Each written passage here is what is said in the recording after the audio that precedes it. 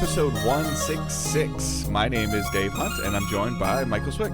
Dave, it feels like forever since we recorded. I'm a little lost right now. I'm a little tired from work, and it feels like it's been, I don't know, like 2 weeks.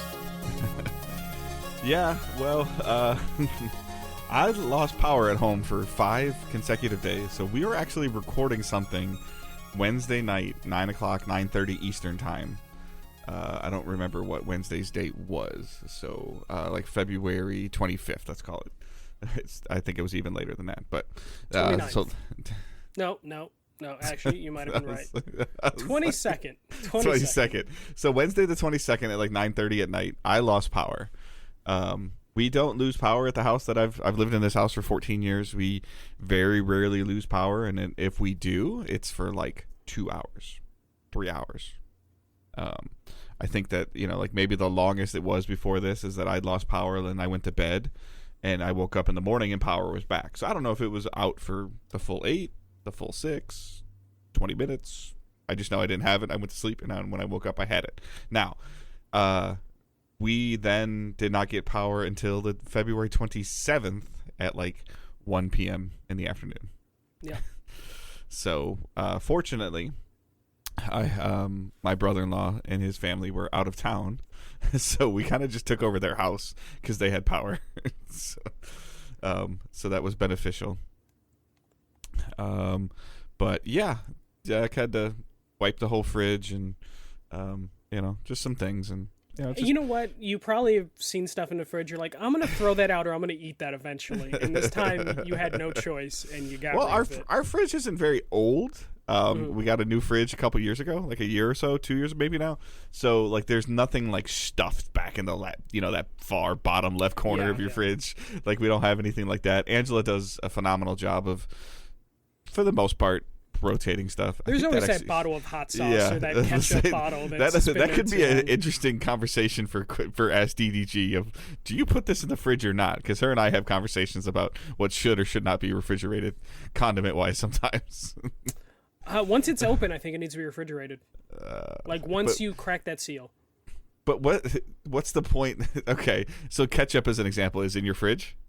After it's been cracked open, yes. So you make this, you make these like this hot batch of fries, and then you just put cold ketchup on it? The ketchup will eventually get the room temperature if they're by hot fries.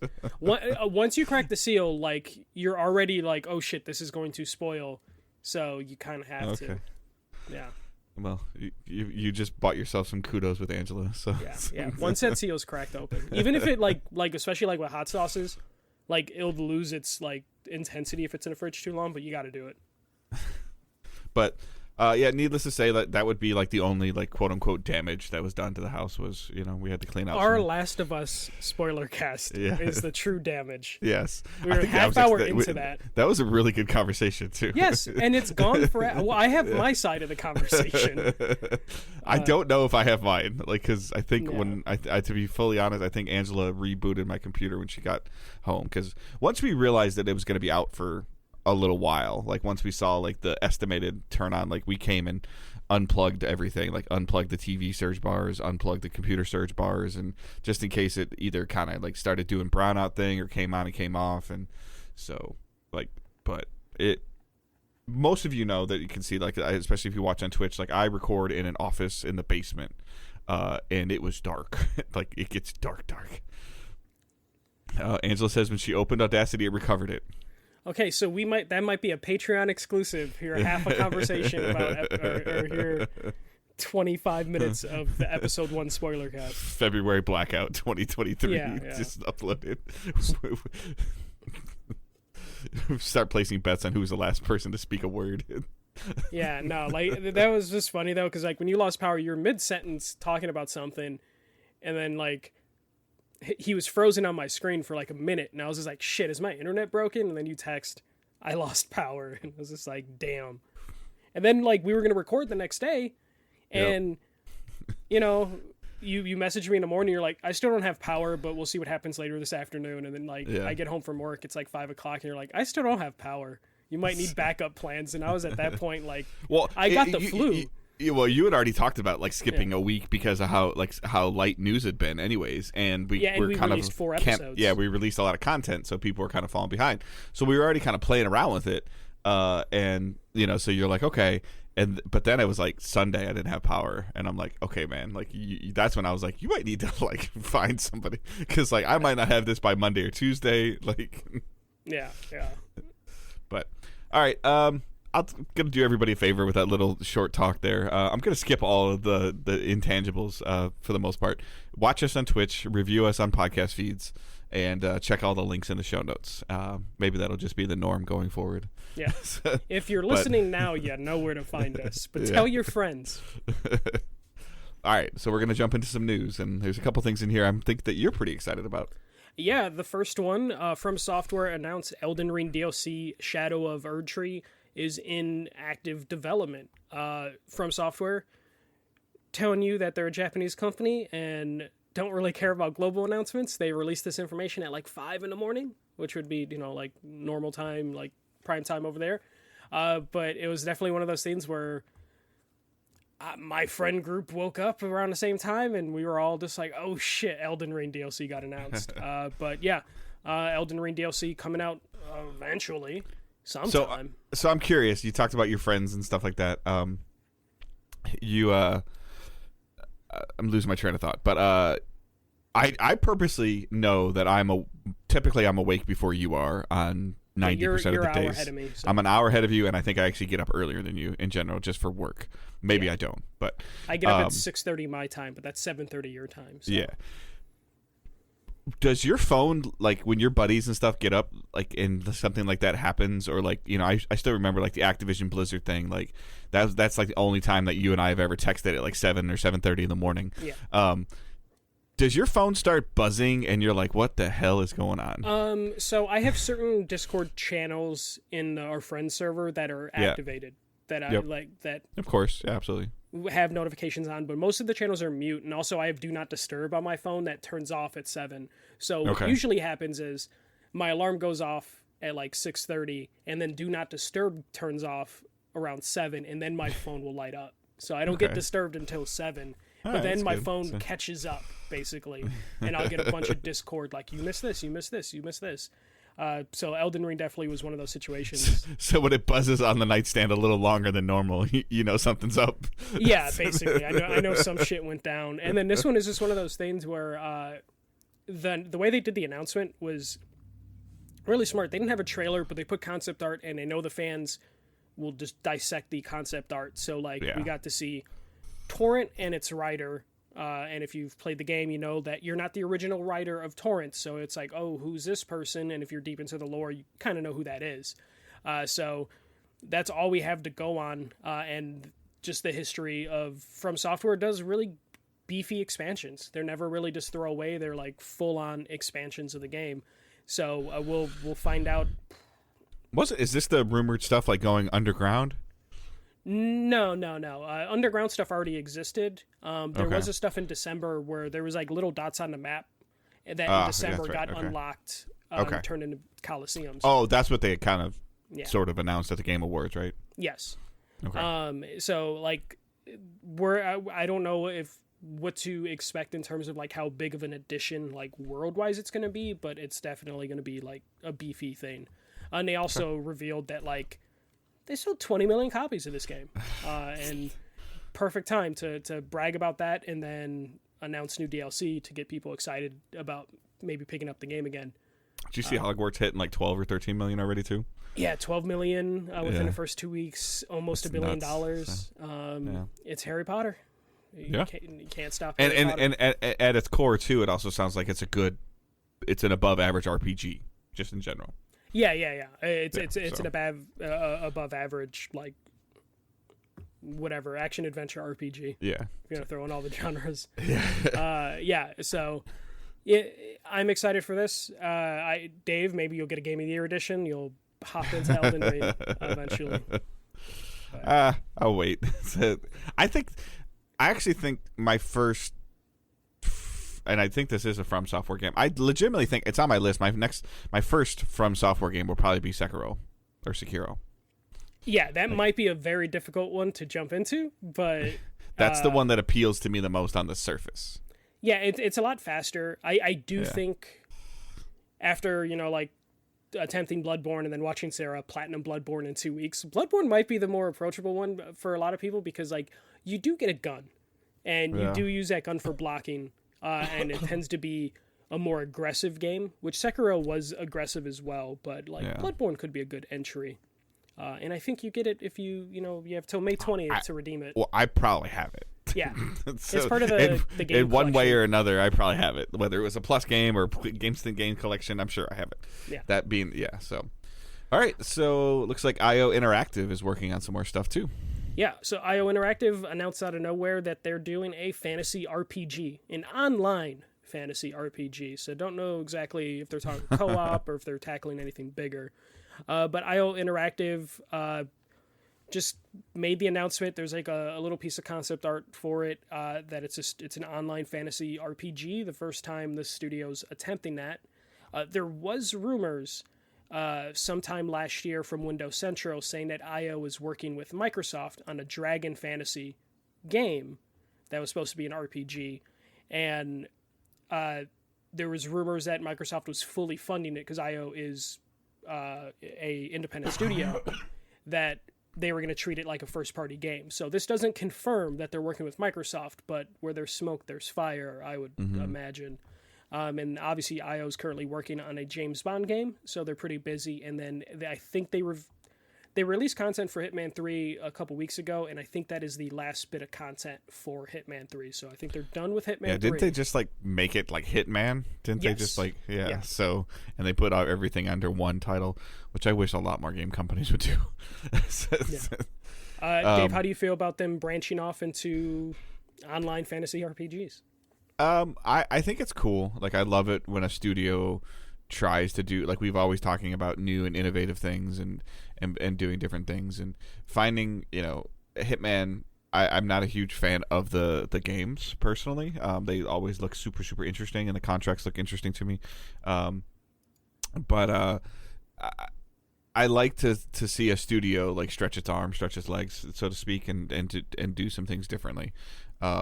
You immediately think about like when Naughty Dog went, away from Uncharted for a little bit and kind of went into this more of this similar concept but different concept. And I think that with Last of Us, and I think that they could still use a lot of the core things that work really well in Hitman in other genres. Like it looked like it always played fun. Like Hitman games played fun. So I could totally see something like this. There has been tons of speculation that that canceled? Like, do we think IO's working on that canceled game that like Xbox showed off? Like, I keep thinking Spellbound. I was gonna say Spellbound, but Scalebound, because that's a dragon fighting RPG style game, right? Yeah, that was a Capcom thing too, wasn't it? I thought Platinum. Platinum, that's Platinum. Right. Yeah. So yeah, that was. But Microsoft owned it, right? Yes, that's why it never made it after Microsoft canceled it, because Platinum could do whatever they want, but they didn't own that IP. I wonder if they would repurpose it, because I think anytime they bring up Scalebound, they don't like to fully say it's dead. They're just always like, oh, it was a good idea, might come back to it one day. So there's a chance it could be repurposed from this. I don't know how the online aspect works, but honestly, Dave, when they said online, I'm a little scared and skeptical. Especially, we'll talk about Suicide Squad later. I know. I knew I was supposed to watch something, and I didn't. I have not seen any of the state of play. Without power for a fucking yeah. I knew there was something on my list I was supposed to do, and I kept forgetting about it. Oh, don't worry, you didn't miss anything. Really. I know, but I still wanted to see it. So. Yeah. But like scares me. Yeah, I think I almost feel like the companies have to say it now. Like, would you be turned off at Dragon Age supported co-op? Yes. You would be turned, even if you didn't want to do it. It would dynamically, because of how that game is so like your story focused. I don't think it would work.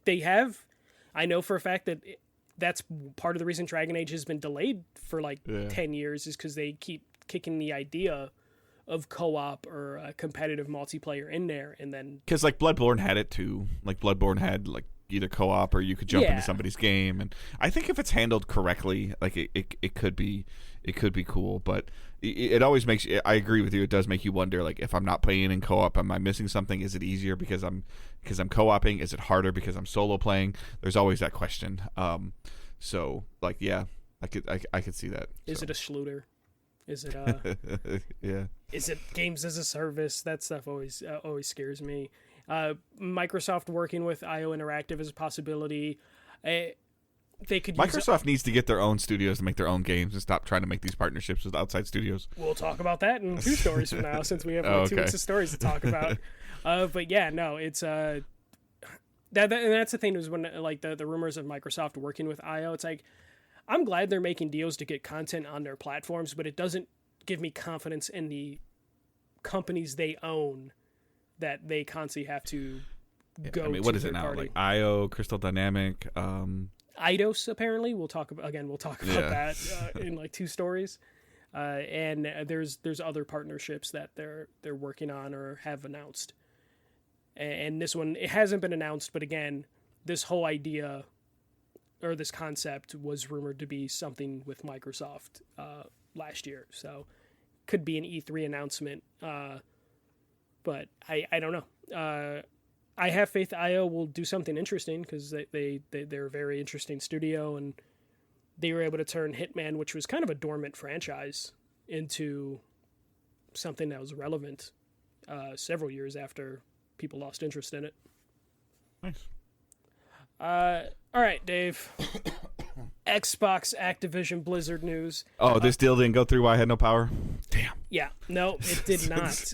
But a day before you did lose power, Xbox announced that they have negotiated, signed, and agreed deals with Nintendo and Nvidia to bring Call of Duty to those platforms for at least 10 years. They were very clear of, like, Nintendo will be getting all of the Call of Duty content, like content parity. Obviously, they can't promise it'll run as good, but the games will be the same on the Nintendo platforms. And then when it comes to the Nvidia deal, they basically signed a 10-year deal saying every Activision Blizzard PC game will be available on Nvidia's GeForce Cloud service. And if you remember, Dave, Nvidia was one of the people that contacted the FCC or FTC saying, don't let this deal go through because it could ruin the cloud gaming market. So now it sounds like that's one less person to complain now that they signed this deal. So do you think that it's just going to be on the NVIDIA service, or do you think the NVIDIA service is going to come with Game Pass? I could see that being like a separate partnership, like trial. Yeah. But because Ubisoft does this similar with certain Ubisoft games that are available on Game Pass PC. You still have to launch it. You have to link your Game Pass account to your Ubisoft account and still launch it from the Ubisoft store. Mm-hmm. Yeah, I can see that coming later down the road, but for the most part, this won't block you from streaming your own purchased Activision Blizzard games on that service, which was blocked previously by Activision Blizzard. Okay. So this will at least allow you to stream your own content from those companies. And then I'm sure that stuff will be available on whatever storefront NVIDIA has for that. But yeah, Nintendo signing this deal, I think we talked about this before, Dave. It's just Nintendo being like, we'll take free money. Like, do you think that this is about the Switch, or do you think this is about the next Switch? It has to be about the next one. I don't think the current Switch can handle anything unless it's all cloud stuff, which, again, Microsoft has the tech to do that. I just really wonder that we've heard rumors and speculation about, and I don't know why Nintendo would do it, but a Game Pass app on Switch. But I don't, unless that's a chunk of money, like a ton of money Nintendo gives them, like, hey, we'll give you X percentage of all Nintendo Switch subscriptions. No, I think it would have to be the other way, where Microsoft would have to be like, hey, instead of taking your 30% of the subscription cut, you could take 50 or 60%. Because Nintendo doesn't need it. Microsoft needs it. Right. So I think it would be the reverse scenario. Yeah. I got a question. How do you think this deal works in terms of, is it 10 years starting now or 10 years starting from when they get how are they? I don't think. game I think it's an official. No, I think it's an official contract, but it doesn't take effect until the merger takes effect. Or the yeah, it purchase doesn't takes take effect to the merger, but like, do you Yeah. do you count it? Like, what if the next Call of Duty game takes like 3 years to develop? Like, does that eat up 3 yeah, years? it's hard to say. So like again, I'll talk about it more in a little bit, but like Destiny is on like year 10. Like not year 10 of content, but year 10 of we've been working on Destiny for 10 years, and that's kind of what they've been talking about. So to your point, it gets kind of weird of like, is it a 10-year deal of, okay, we are now in active development of a Call of Duty game that plays on Switch, which might take 4 years to come out. You know, I don't know. And I would also wonder how this plays into it of like, hey, they're promising content parity from the Right. Nintendo platform with the Yeah. next console. The next Switch or the next Nintendo platform is only going to be... It's Call of Duty Mobile on Switch. No, it's going to have to be because it's Yeah. going to only be as powerful as like a PS4 because that's just not how Yeah. Nintendo. They're always a generation behind Yeah. to where year 9 or 10 of this deal, we're going to be on PS6 and Xbox Series or 362 or whatever stupid name Xbox is going to give it. Yeah. Like to where it's gonna, we're gonna be questioning towards the end of this deal of like, It's gonna be the GameCube puck. What are you talking about? Or the Game Pass puck? by then, yes, yeah, it'll be all cloud, and then maybe they won't Yeah. have to worry about the deal. But it's Yeah. still, it's a weird No, deal. it's super interesting. Like, there's gonna have to be like we had a Call of Duty Vita. You know, like that was a trimmed down Call of Duty game. So it's definitely gonna be interesting what they consider to be, you know, like feature matching, because it's almost impossible. Like to your point, like there's no way you can put Warzone on a Switch. Like you can't. No, even if you do it cloud, you're adding too many barriers into that system. The thing that's actually the most fascinating to me about some of these deals and this Nintendo's like officially announced deals like that are more public is this is how your console gets leaked. Yeah, no, Like this is how your next console truly gets leaked. Something random comes up in a conversation of like, oh yeah, the dual triggers on the new Switch. The what? Yeah, something pops up, Yeah. and that also means that like, I would imagine this means Nintendo's like, hey, don't worry, our next console is going to be either like the Switch or a traditional thing. Yeah. Like we're not going to do anything crazy. Yeah. No waggles. Yeah, we're not going to do anything weird. It's not just going to be a VR machine or an AR machine. It's going to be traditional enough you can do Call of Duty on here. It was also interesting. So I don't know if you saw, Dave, since you didn't see the Suicide Squad stuff, you probably haven't been watching the Activision Blizzard stuff. But right now, Microsoft has people over in, I want to say Brussels, somewhere over in Europe, basically touting how this deal needs to go through. And at one point, one of the guys got on stage and being like, this is the contract we have sent to Sony. Mm-hmm. And they will not read it. They will not respond to it. And I have the contract in my hand. And basically the guy's like pleading to Sony of like, if you don't want to sign a contract, at least pick up the phone so we can negotiate. We can take the pen out and scratch out whatever you don't want on this thing, but you have to communicate with us. There's a air of desperation from Microsoft right now that I didn't think we would see. But between the memeing and the weird desperation thing, how confident are you that this deal will go through? I'm still confident the deal will go through. The problem is that in Microsoft's world, like time is money.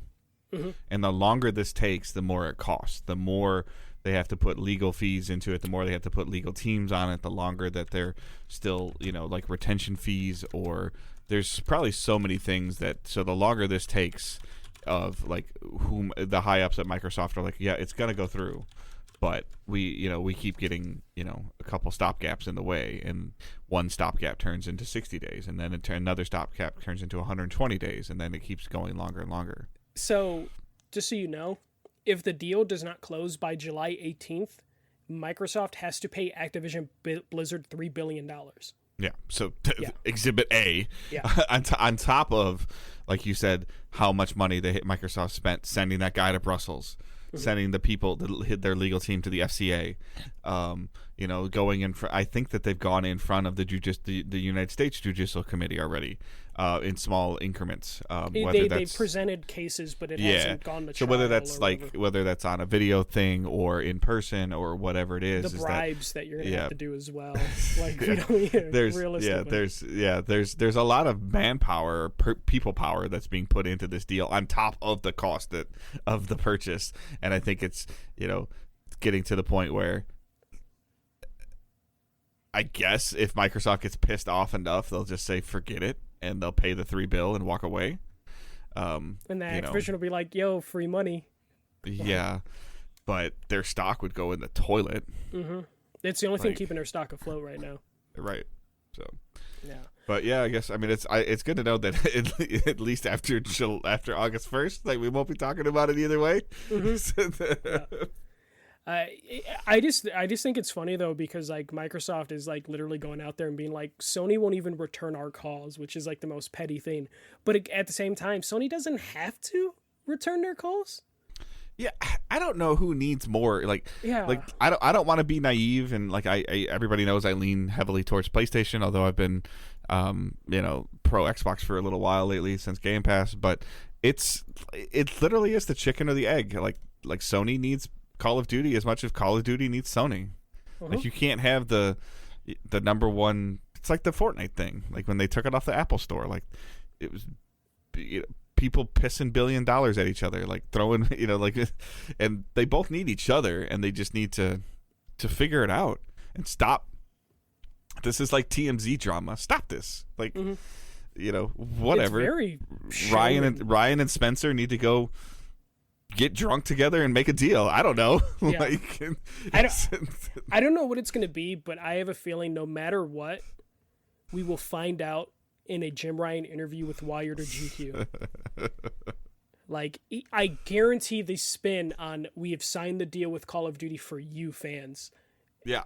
Like, it's going to be very cringe. I'm Jim Ryan, and we're for the players. Therefore, we've signed the deal for you for Call of Duty. Yeah. And they're going to be like, what are the terms of that deal? And they're like, that's not public. And it's going to be like, but the deal was public for a while. I can't wait for that if it goes that way. To wrap up to this other story part, these like tentative agreements with Nintendo and Nvidia are Microsoft going, see, look, we're going to play fair. We're going to play nice. Look at what we're doing. These are all things that they're using it as bullet points on their documents to get this deal to go through. Yeah, when they go to the FTC, they're going to be like, Google and NVIDIA had problems with us, and NVIDIA signed a 10-year deal with us. So now your only problem is Google, and you guys hate Google. So what do you want to do? They're basically just checking the boxes. Now it's just a matter, can they check enough boxes before the $3 billion penalty? Even though $3 billion isn't much to Microsoft in the grand scheme of things, but it's still I'm gonna drag this on a little bit longer, but like, if you're the head of Microsoft, this deal doesn't go through, you're gonna look at Phil Spencer like, you wasted my time and you cost me billions of dollars. Mm-hmm. Even if you like Phil Spencer, as the person in charge of Phil Spencer, you're gonna have to do something to penalize him, especially since Xbox isn't selling consoles. You're gonna have to look or the board's gonna be like, what's that big red number? Yeah, and he's like, that's our Xbox division, and they'll put someone else in charge. So I think there's a lot more riding on this in terms of like personnel. Just like if the deal goes through, Sony might look at Jim Ryan and go, you didn't do enough, and they might move away from Jim Ryan. It's gonna be rough to see how many shakeups happen from there, and Kodak will get a parachute, and it'll be annoying. But all right, let's move on to this one. This story, it's a couple weeks old, but I think it's interesting because we're always wondering about stuff like this. So Embracer Group did a financial presentation, and they basically laid the expectations they have for Crystal Dynamics and Eidos Montreal. Those expectations are they want the two studios to hit 5 AAA games by 2028.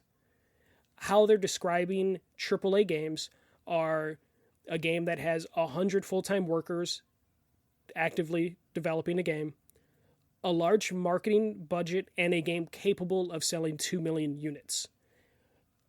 Part of these 5 games will include partnered projects, but the partner project needs to have a noticeable economic upside for Embracer Group. So currently, Crystal Dynamics is working with Xbox / The Initiative on Perfect Dark, and Amazon is publishing Tomb Raider. So that's 2 of the games. Eidos Montreal doesn't have anything announced right now, but they are reportedly working with Xbox and Playground Games on the Fable reboot, and there's a rumor that they're working on the next chapter of Deus Ex. So Dave, with all that information I just threw at you, how do you feel about like some of these expectations? I think that, I mean, they're holding them up to like we just bought, invested into you, but if they're letting them make what they want to make, hopefully that they know what they want to make and it sells. Mm-hmm. How do you feel about like their definition of like a AAA game? Like 2 million units sold seems pretty reasonable, and that seems like the numbers that they were already hitting for Square Enix, but Square Enix didn't feel like those were worthy of AAA games. I think I like it because I think it lets them take a risk of like they don't have to make a blockbuster slam dunk. Mm-hmm. I think it's one of those things where if it, you got a good marketing plan, you get some solid reviews. I mean, 3 months ago I wouldn't have told you that Hogwarts is going to sell 12 million copies. Yeah. So, I mean, it's one of those things where if you make a solid game that's something with an IP that people care about, or you create an IP and you somehow make people want to care about it, I think you can do it. But then I also think that what Square Enix expected from Tomb Raider versus what the reality of what Tomb Raider was in 2010 plus were 2 completely different things. Yeah. And I think the expectations Embracer has for Tomb Raider are reasonable. Like, Tomb Raider could clear 2 million relatively easy, or at least get that as a bare minimum. I don't know if Deus Ex can hit 2 million. I know Deus Ex was pretty popular, but yeah, I just thought it was fascinating just to actually see the expectations some of these, like Embracer specifically has, just because they haven't really delivered on anything. Right. So the fact that we have clear expectations that are publicly announced, I think is interesting, and the 2 studios are more than capable of hitting these numbers. But finding out a little bit more about the partnerships in terms of, there was a rumor that Amazon bought all of Tomb Raider and potentially Crystal Dynamics, and this pretty much squashed that of like... Yeah. I was actually about to ask about that. I was like, we talked about that and we thought it was some ridiculous number and then it went away? So we don't know if like Tomb Raider was sold, but we at least know Right. Crystal Dynamics was not part of that potential deal. So now we know like Crystal Dynamics is going to be working on multiple games. In the way that your bullet point here is phrased is currently Crystal Dynamics is working on with Xbox and the initiative on Perfect Dart, and Amazon has fully financed the next Tomb Raider game. Yes, but Crystal Dynamics is developing it, so... Right. Yeah. So it's like, I would think that would have been Crystal Dynamics is partnering with Amazon to make the next Tomb Raider game. Yeah. So they were clear with their wording, so, and that's where I took the wording. So, like, it shows you that, like, Embracer still owns all that IP as of now. Who knows? It could happen. But it at least shows like, hey, Crystal Dynamics has a roadmap. I mean, we're splitting 5 games between 2 studios within the next 5 years. That could be a little bit of a challenge, but but I also think that they're giving them realistic expectations of 2 million copies sold. 5 games in 2 years, or right? I'm sorry, 5 games in 5 games in 5 years, basically. So a game a year, a game every other year between 2 studios. Between 2 studios, that's reasonable, but that's also a heavy cadence for I guess we're at the point now where Quad A is a thing now, which is what the initiative Perfect Dark game is supposed to be, a Quad A game. Correct. That they're helping on, but it sounds like they're actually the lead developers on that game now. So it's. I'm going to be curious to see, like... I think Embracer knows what they have. Yeah. I think Embracer knows what they have, they know what they want, and they know how much they're going to spend, and therefore, since they know how much they're going to spend, they know what they need to sell. And it might be one of those things where Crystal Dynamics comes to them and says, hey, we need more money. I think Embracer might be like, why? Just release what we talked about. Yeah. Like, You know. we don't need... They're basically telling, like, the studios, like, you don't need to hit a home run. Like... Well, we're in the world now where I sit on both sides of the fences with this. Like, I'd rather see a cool two chapter or three chapter games that tells a cool story, beginning, middle, and end, and wraps everything up perfectly, than something that feels like, you know, and all three of those games in totality are like 24 hours, so like 8 hours a piece. You know, that come out in 2024, 2026, and 2028. Like, I'm like that. Like, I'm game for that more, or even a tighter time frame than I am for 5 years of an IP that we don't know anything about. Like, we're gonna talk about with Suicide Squad and be like, what the hell kind of game is it? Mm-hmm. You know? Yeah. Yeah, no, it's definitely, like, reasonable, like, what they're asking and what they're expecting. And also, they're kind of helped out in terms of, like, they have partnership deals with It's other going to come studios. down to whatever kind of game it ends up being. You're going to ask your buddy, hey, is this new Crystal Dynamics game any good? And you're going to hear, like, it's all right. Yeah. It's worth the $60, you know? And honestly, if the game isn't selling that well, you partner with PlayStation or Xbox and get it on Game Pass or PlayStation Plus. Yep. You know, and you get the easy paycheck, basically, the easy game sales, and go from there. Or that's their intention all along. Yeah, They're making games marketable for these services, which, you know, like, which means that they'll sign a 3 game deal with Game Pass. Mm-hmm. Yeah, and also if you're Embracer, you probably bought all those studios for their libraries anyways, so you can then put that stuff out on services later. Yeah. So, all right, Dave. So since you didn't see the state I'm of play, I'm totally blind on this one. So. okay, probably one of the worst state of plays that I've ever had to sit through. I've heard that. Yeah. So there was 5 PSVR games that were talked about. It's not because I don't own a PSVR 2, but none of them really grabbed my attention, like, at all. So we'll just rush over that. VR 2 is reviewing very, very well. It is, but a lot of the reviews are still saying Software. Software. It's like there's a quantity of software, but there's nothing that is like you need to have this. Goodbye Volcano High got a new trailer. Street Fighter 6 got a new trailer. Resident Evil 4 got a new trailer. And then there's an announcement that a demo's coming soon. I accidentally messed up on the notes. And that was probably the highlight of the show. Resident Evil 4 looks fantastic. It looks like it's doing everything it needs to do. And hearing the demo's coming, fantastic. Enhance the Tetris Effect / Res Infinite developers putting out a new puzzle game called Humanity. The demo is out now. That is a VR2 game and a non-VR game. That looked pretty interesting. But a bulk of the state of play was Suicide Squad. And Suicide Squad, it is, the co-op game that we were told it was. There's a lot of gunplay, which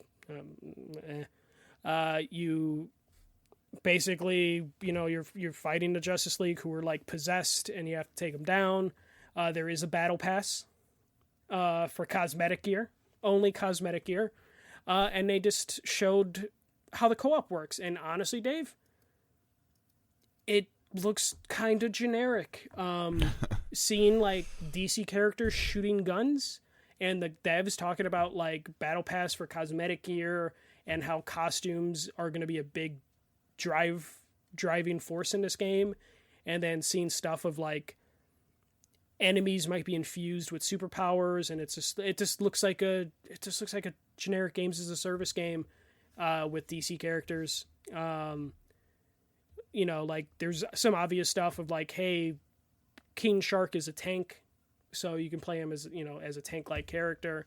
But I know I'm not doing the best job of describing this, but I was really... I mean, I need to watch it, but it doesn't seem like I'm in a hurry to watch it because, in terms of some of the stuff of, like, games as a service possibility, like this is a little intriguing to me. But, yes, I'm with you. Like, Do I want to see Superman pull a gun? No. Yeah, hopefully he doesn't pull a gun, but yeah. So they did announce. It did not get good. Like there was not good vibes for it. Did they date it? Yeah, it's still coming out in the summer, I believe, with whatever date they had previously given it, like May. Okay, I might have missed that they even dated it previously, but maybe I just forgot. Yeah, it's still. Wait, did they give it? Hold on. See now, May 26th. Okay, yeah. All right, now that you say it, okay, yeah. Yeah. So I think that there's a disappointment level of because Arkham or Rocksteady in the Batman Arkham games had such a cool combat system, and to add projectile weapons to that is kind of crappy. Any kind of projectile weapon. And again, this is without me seeing this at all. But I've been super interested in this game since I saw it announced, and then every minute they've spoken since they announced it, I've gotten less and less excited. Yeah, so like the stuff they announced is like cosmetics are going to be important, but there are going to be like gear scores, but you can still have your like costume, so like it looks like you're kind of blending your gear into your costume. Like every other looter does. Yeah, but that is one of those things where, God, what was it? That there was a couple games, I can't think of what it was not too long ago, but like the gear kind of looks shit. But like, or like, there's no reason for you to have a costume. Yeah, when you have a lot of these unknown like characters or not as commonly known characters, the suits, you don't really have any kind of nostalgic pull anymore when you don't have a named brand. Like, we talked about this a lot with Avengers. Like, I was gonna say, Avengers had the gear situation where there was gear, but you just had your costume, and it was like, yeah. So, but there was like, okay, like you can't put armor on Hulk. You can't put T-shirts on Hulk. What makes Hulk Hulk is that he's green and he doesn't wear a shirt. Like, yeah, like so. But with some of these other characters, and some of the characters I know from Suicide Squad, like the movie, like if Peacemaker's in this game, which I don't know if he is or isn't, like there's not much you can change on his, like a superhero's outfit is their outfit. Like you can, but nobody's really going to care. Like, I feel like the only one that's ever really, the two that it's really worked for really well are Spider-Man and Batman. That's it. Yeah. And at their core, the spider suit is still the spider suit, and the Batman suit is still the bat suit. It just has got more shiny stuff on it or different, slightly shaped alterations to the logo.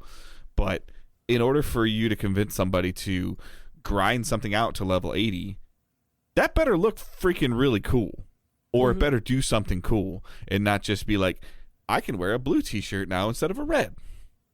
Yeah, and like it kind of bummed me out when they talked about like a battle pass, and it's like a battle pass doesn't bother me because at least gives you a reason to play the game. Yeah, no, but it being tied with cosmetics, and they're talking about like, hey, here's all this cool cosmetics that you'll be able to like have and costumes. I'm like, that kind of is a mixed message, especially if I'm putting $70 down on a game. I don't want to have to put an additional money on a battle pass. So did they say the battle pass is going to cost additional money, or is it just built into the game, into the content you buy? They weren't clear, but when I hear battle pass, I'm like, that's an additional purchase. Yeah. They did also say that like you can play the game single player or obviously co-op. I believe crossplay was confirmed not during the event, but in the press release afterwards. When you do play single player, you do need an active internet connection, which again, it sucks, but it's 2023. Like, I don't think me and Dave are, like, freaked out about that. But you will have AI bots filling in for your teammates. So when you're playing single player, it's not just you by yourself. You're at least going to have AI. Ghost Recon's done this. Yeah, Tom Clancy's Ghost Recon's done this, yep. Which I think is a smart thing to do, so it doesn't feel like that different of an experience, going online or playing offline. But Ghost Recon is a perfect example of, like, sometimes weapon skins or different backpacks aren't enough. Like, it's just not enough, and the gameplay has to be there. To your point, if there's a battle pass, like on top of like, okay, that thing at level 80 is really cool, but if it's shit gameplay, I'm not getting to level 80. Yeah, and that's the thing. Like when they mentioned, I got to see if I could find a detail. And that's like circling back for me to Destiny is like, at its core, Destiny is tremendously fun for me to play with my friends. and the game for me and from a shooting standpoint is good. Mm-hmm.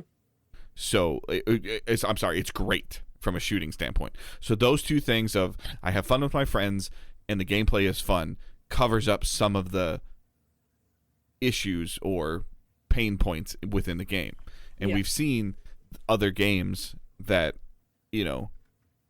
Rumble Burst that can be really fun, but not engaging enough to keep your community active enough. Or Avengers. We'll talk about Rumbleverse later. But I completely agree. And Avengers is like the prime example that they should be looking at. Yep. Of like how they fucked up. So I'm trying to pull up they did put out an FAQ. But Battle Pass is strictly cosmetics, like costumes and emotes for whatever that does for you. They did announce that they will have additional characters that will come out like post-launch or whatever they consider post-launch. So there will be new playable characters that you would ideally have to purchase, I'm assuming. So new weapons will be added to the game as well, which again is another thing that I think like I don't want new weapons. They're superheroes. Like the idea of adding new weapons as an incentive is just a weird concept to me. Like yes, Harley Quinn needs weapons, but this is hard. Yeah. Like this is the problem that Avengers had. This is the problem that Suicide Squad's going to have. This is why something like The Division and Destiny have done so well is because there are certain guardrails they have to follow, but ultimately it's theirs. Mm-hmm. Like if they Destiny wanted to add bows, cool, do it. Not gonna be like Captain America can't carry a bow. Like they're putting this kind of name on it, and it immediately puts pressure on it to hit a certain number. Like Avengers never lived up to the hype. Suicide Squad's not gonna live up to the hype either. Yeah. Okay. So here on their official website, will there be post-launch content? And it basically says the game will have post-launch content, updates to expand the story with new missions, and earnable characters available at no cost. So additional characters and missions will not cost money. They'll be making money through their battle pass. But this is something Avengers tried. And it failed. And it failed. And Avengers, it started with like, hey, here's like a new story thing that's kind of interesting and beefy. And then that didn't work, and then those expansions got smaller and smaller and smaller. And Suicide Squad is going to use this is the best we can do with what we have going on right now because we don't charge for the content. And they're going to use that excuse, and their player base is going to continue to dwindle. Versus, I hate to keep using it as an example, but there was the last 48 hours, there's been a crap ton of people playing Destiny, and they all paid $40 minimum. Mm-hmm. And probably I would probably say 80% of them paid $100. Yeah. So, and they're there and they're playing, and versus, oh, look at our player count. Yeah, that's great. Your game's been out for a year. Your player count's solid. Well, but we don't charge for our content. Yeah, and your player count's shit. Yeah. So, which means your game's dead. Yeah, it's So this game comes out May 26, 2023. Mm-hmm. It will be dead by May 26, 2025. Will it make a year? I'm saying 2. Oh, 2 years. 2 years. Sorry. Just because of the name and the studio. 2 years. How long did Avengers make it? I don't know.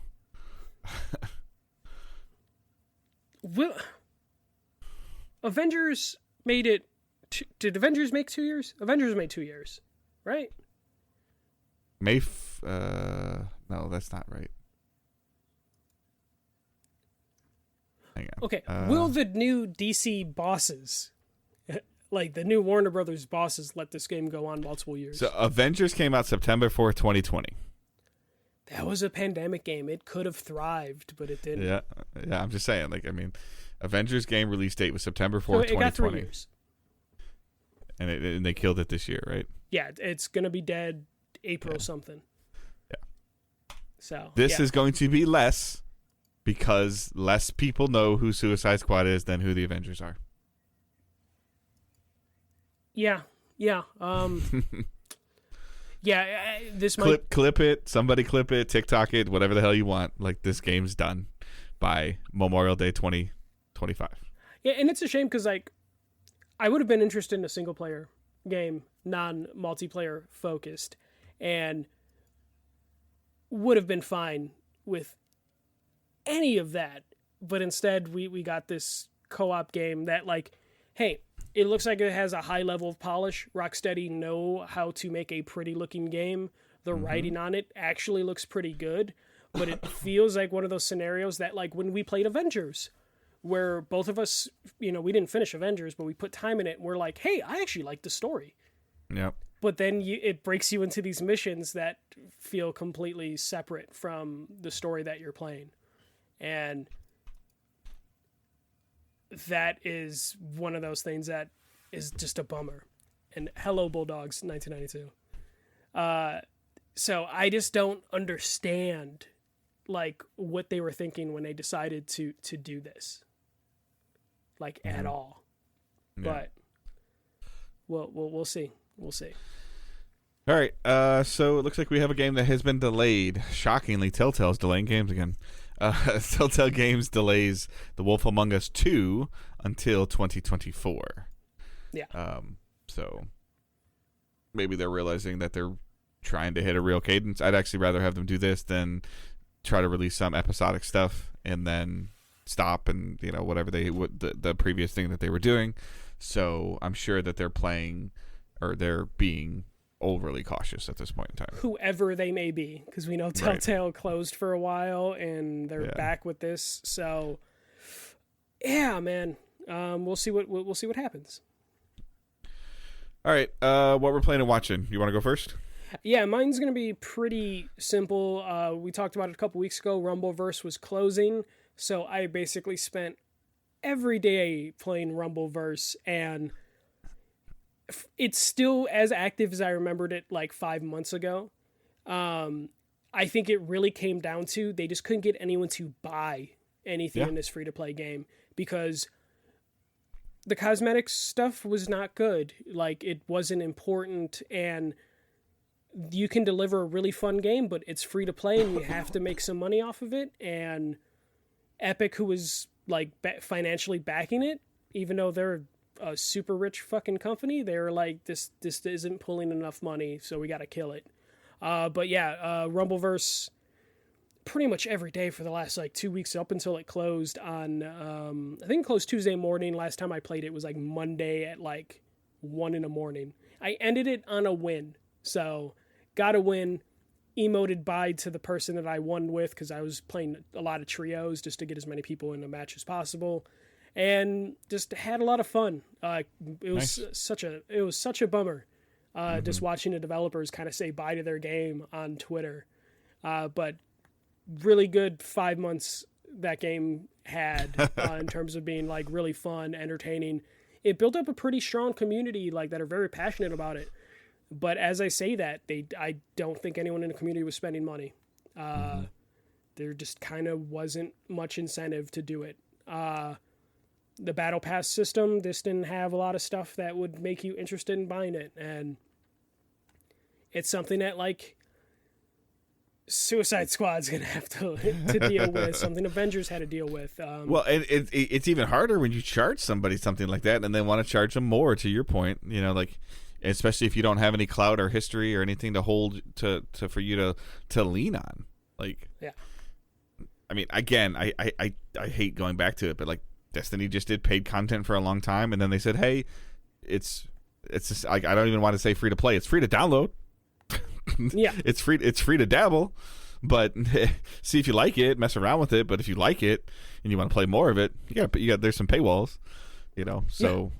Like, I don't know, and I feel like looking back, like some people argue that the free to play aspect has hurt Destiny, and I think it's only nothing but helped it.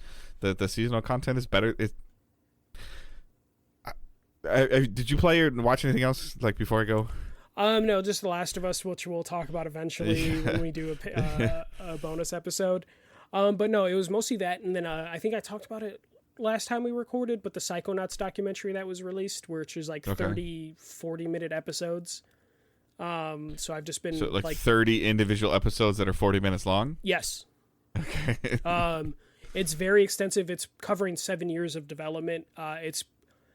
I highly recommend checking it out, even if you only check out the first couple episodes. It's just kind of fascinating to see just them brainstorming the game and like seeing the developers actually like have post-it notes on the board of like level ideas and seeing them break that down into like, okay, how are we going to make the game? And then they talk about like financial stuff. Like I haven't hit the part where Microsoft acquires them, but I'm looking forward to seeing that part of the documentary. Yeah. And they're very upfront and open about like financial struggles, and when they're pitching to publishers at first, it's really worth checking out, even if you don't finish it, because it is a big ask. It's like, I think it's like 10 to 20 hours in total for the whole thing. So jeez, worth checking out. All right. So for me, like obviously, like as we talked about ad nauseum, now I was without power for pretty much the whole week. So I did go to my brother-in-law's house. I did take my PlayStation with me, but I was never really comfortable. Like I definitely didn't want to start like a different game or anything like that. So I mean, I dabbled with a little bit of Destiny near the end of the season content, getting ready for Lightfall. Lightfall released yesterday, and it looked like server base wise, like there were some queues at the beginning, but overall, I think everybody was playing probably like 2.5 hours after launch. So they've had some server issues in the past. And today I spent a significant amount of time with it. I am playing the campaign on Legendary, which is like automatically like making it harder. I'm doing it solo. You don't have to, but I'm choosing to do it solo. It's just something I did with Witch Queen and something I'm doing with this. I've ran into some pain points and some frustrations with some things in the solo standpoint of it, but they've done such a great job with some of the storytelling and narrative stuff over the last 2 years. Like I am utterly disappointed with this Lightfall campaign. Really? Like, yeah, it is. Like Strand is this new ability, and like I said, I'm either tomorrow morning or tonight after we're done recording, I will probably go up and play the final mission of the Lightfall campaign, which is 8 independent missions, which is a little short, but it's not terrible. It's a $40 piece of content, as I'm saying it, but the narrative stuff that they've been telling in the season over the last couple of years and the Witch Queen were so good. My expectations were very high for this, and it just does not deliver. The new characters that they've introduced that are talking to you, that are from a hidden planet on a hidden city on Neptune, are over the top, energetic, and like corny lines, and like this excuse me, this weird smile look on their face while they're doing stuff. The Cloud Striders, just like kind of like praising the Guardian too much, like my character too much, and like, oh, I didn't hear about you. I heard you were always this little thing about it, but you're super cool, and you know, I'm just like, this is really just bad. Damn. So and the storytelling is not on par to the Witch Queen. Especially like this is like supposed to be like the culminative, like darkness has arrived, the witness is here, and unless this next story mission is like jam packed and does some really cool stuff, there's been no cool moments in this campaign that I'm like, wow, this is really cool. So like it's just flat. Like the city that they built, like the location of Neomuna looks amazing. It's got this, you know, like I don't even I don't know, like this RGB lighting to it, this like neon city look to it. Like it's really cool. I don't want to say cyberpunk-ish, but you know, it's got some cool like neon stuff to it, and I'm looking forward to like digging around more in their post campaign. But the campaign part of it, like the story that they're telling and introducing Strand as this new ability, I don't really even know where Strand came from. I don't know what's caused it to appear. I'm still trying to figure it out, and I don't. And again, I'm on I'm on the last mission of the campaign, and I still do not have access to Strand.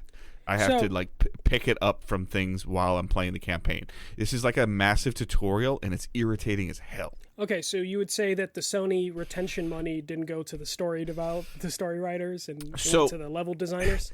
Well, here's the thing. This is similar to the problem I had with Beyond Light. And Beyond Light was two expansions ago. Okay. It was the last time they introduced a new element to the game, stasis.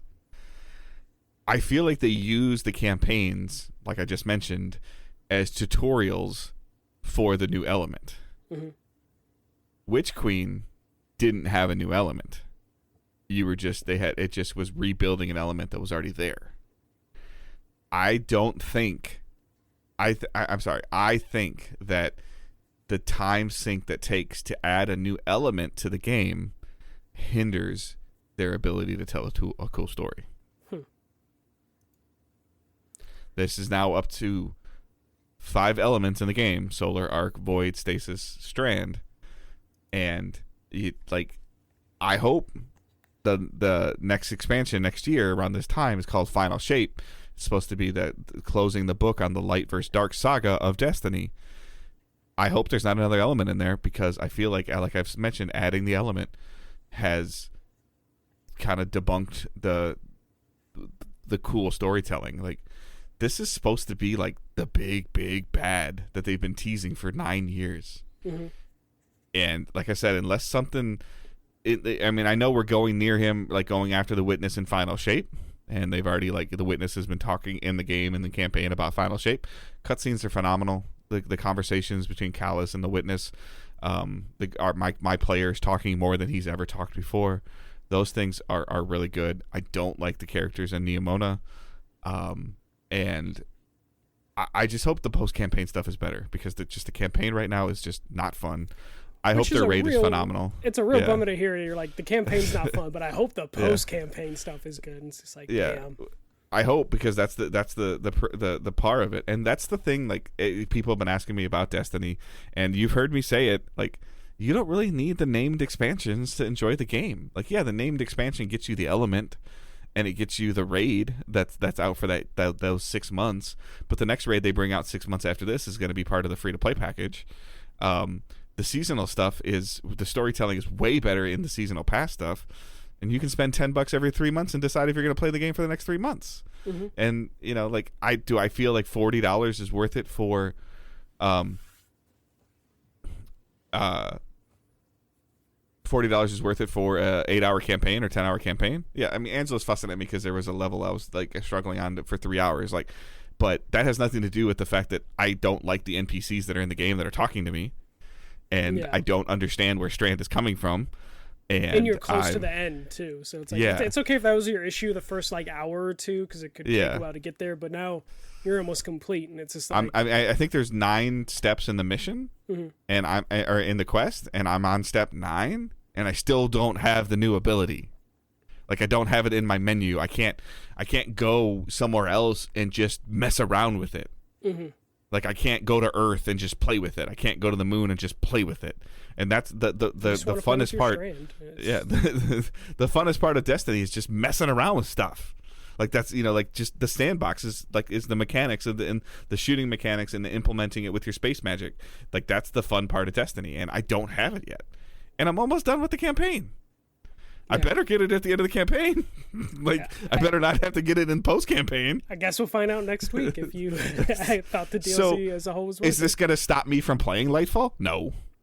But it's just like, I'm like, all right, let's just get through the campaign so I get the gear that I need to gear, and so I can get to the other stuff and get the cool exotics that I want to get that are locked behind post-campaign, get ready for the raid, and then immediately dive into the seasonal content, which is separate from the Lightfall content. So, I'm at a crossroads, because I can't tell you if it's worth the $40, $50 it costs right now, because I don't know how fun Strand is or isn't, and you can't play with Strand unless you buy Lightfall. So, sorry. I streamed it a bunch today. Maybe watch Will from Will Richards, I think, is from the UK. He was in the stream for a little while today, and he kind of said the similar thing to me when he was watching a cutscene happen. Like, when they're telling the story of the game that's going on and trying to tell you what's motivating Callus and the Witness, and learning about the history of Callus and like the big baddie that you're fighting in this campaign, that stuff is really cool. When I'm talking to the character that's been protecting Neomuna, like, it's kind of bad. Yeah. So. But up to date on The Last of Us. where was able to get, watched it before I lost power, watched it after I lost power, and really missing some relevant sports right now because I have a really hard time watching the NBA, and college basketball is really bad. So post NFL life is bad. Baseball season just started, kind of. Yeah, so it's like the that's pitch clock. I love it. Yeah, like I saw the highlight of the player getting struck out in the bottom of the ninth at the 3-2 count because he wasn't in the box. They're not going to do that this season, I guarantee. Like during the regular season, I think they did that just to show you it could happen.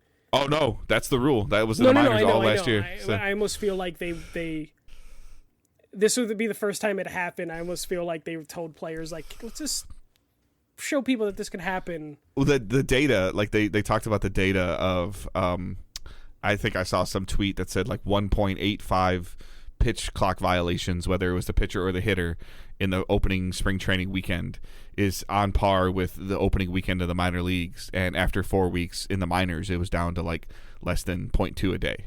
Yeah, and also like the pitch clock, I think there was a stat that's like, a pitch clock is what, 20 seconds? It's like 27 seconds, I think. Yeah. I think it's 30 seconds, and then the batter has to be ready to go with 8 seconds left. Yeah, and the math was only like the average time it takes a pitcher was actually a couple seconds under that pitch clock. So it's not even like it's going to make a drastic difference, but it will help in a lot of scenarios. The thing that I'm actually the most intrigued about, that like it's going to, with the rule of only being allowed to throw a pickoff twice before you pitch to home, it's one of the most things that I miss about baseball the most. But we're going to start to see more stolen bases again. Yes. Yeah. A lot. Mm-hmm. Like that, and then that's going to be really cool. You can't do the shift anymore, which was a real bummer when you just take out like really good hitters, and because of a shift. So that being gone, like this season's going to be good. We're going to get some high scoring games. It's going to be like you're going to get some high scoring games, and you're going to see something like, whether you're in Chicago or you live in New York, you live in St. Louis or Miami or wherever you live, and something's going to be on the front page of the paper. Somebody's going to lose a game because of a clock violation. Yeah, I would imagine early on, but part of me is just like, I wonder what they would do in the playoffs. Can you imagine if a World Series is decided? I mean, we've seen some crazy stuff happen with shot clocks and free throws in the NBA, like, and we've seen crazy buzzer beaters and stuff like that. So, like, they got to get these game time down. They got to get the length of these games shorter. They have to. And then the idea of like, stealing is going to be easier is more exciting than it was before. So I think all the rules they did were actually pretty smart. Yeah, and I guess they made the bases bigger. Yeah, just a little bit to again help people steal. And so I'm all for it. Like, because like there's a lot of times that I watch baseball, and I watch baseball, but I listen to it while it's on TV, because you pay attention when you hear the ball hit really hard, or you hear the announcer get really loud. Versus, I want to see like a guy like, oh, okay, he just got walked, and he already has 40 steals this year. Like, okay, let's go. Yeah. So, especially like you don't really see people stealing bases in the ninth inning because it's too risky to do it. So like the idea that we could get games decided because like a really aggressive base runner is more bunting. Like, I know not everybody's a fan of bunting, but knowing that small ball brought the championship to the White Sox in 2005. So like that championship was won based off stolen bases and small ball, and I would be very excited to see that come back. Przinsky dropping a third strike. He didn't drop it. The catcher dropped it, and that actually wasn't even that big a deal because they swept that team. I know. I'm just messing with you. All right, so that's playing and watching. Again, apologies for the weird week, but I'll have some more. I did stream Destiny today from my PS5, just via share. Just I was kind of chilling out, showing you guys some stuff. You guys got to see kind of like how I play and a little bit of my aggressive play. So there's a handful of you guys in there, hanging out, watching, asking some questions. So that was really cool. That was fun. A couple people dropped some subscriptions in there, so that's always helpful. So thank you guys for that. And we're gonna skip questions this week.